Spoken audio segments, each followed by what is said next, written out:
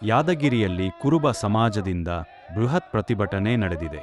ನೂರಾರು ಕುರಿಗಳೊಂದಿಗೆ ಜಿಲ್ಲಾಧಿಕಾರಿ ಕಚೇರಿ ಎದುರು ಸೇರಿದ್ದ ಪ್ರತಿಭಟನಾಕಾರರು ತಕ್ಷಣವೇ ಎಸ್ಟಿ ಸಿಂಧುತ್ವ ಪ್ರಮಾಣ ನೀಡುವಂತೆ ಸರ್ಕಾರವನ್ನು ಆಗ್ರಹಿಸಿದ್ದಾರೆ.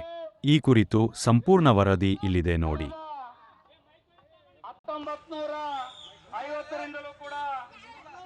ಯಾದಗಿರಿ ನಗರದಲ್ಲಿ ಇಂದು ಕುರುಬ ಸಮಾಜದವರು ಬೃಹತ್ ಪ್ರತಿಭಟನೆ ನಡೆಸಿದರು. ಜಿಲ್ಲಾಧಿಕಾರಿ ಕಚೇರಿ ಎದುರು ನೂರಾರು ಕುರಿಗಳೊಂದಿಗೆ ಸೇರಿದ್ದ ಪ್ರತಿಭಟನಾಕಾರರು ಕುರುಬ ಸಮುದಾಯಕ್ಕೆ ತಕ್ಷಣವೇ ಎಸ್ಟಿ ಸಿಂಧುತ್ವ ಪ್ರಮಾಣ ನೀಡುವಂತೆ ಸರ್ಕಾರವನ್ನು ಒತ್ತಾಯಿಸಿದರು.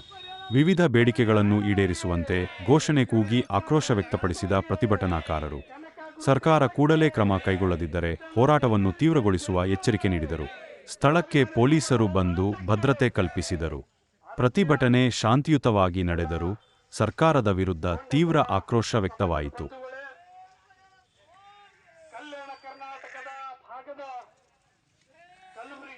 ದಯವಿಟ್ಟು